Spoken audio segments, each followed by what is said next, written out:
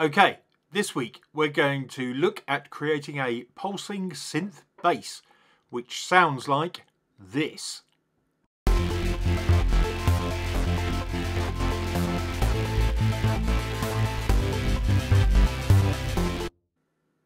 Some people swear by side chaining, and that is an option, but I prefer to use the arpeggiator if I'm working with MIDI, and I don't know why people don't use it more.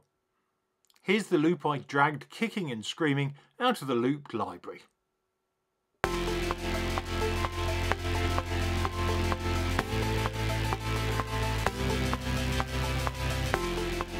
Now I need to get a bass synth. Let's go with Logic's Big Saw Bass and play some notes in.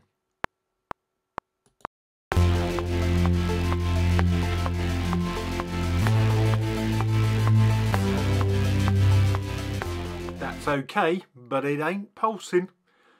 Let's get the arpeggiator from MIDI effects. There's loads to choose from.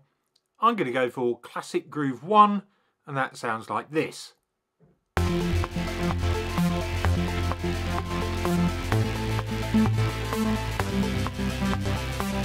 To get it really pulsing, we should add a bit of compression. Set a low attack and release.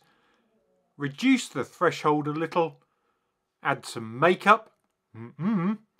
And I'm gonna let some of the original sound come through with the mix knob. Here we go.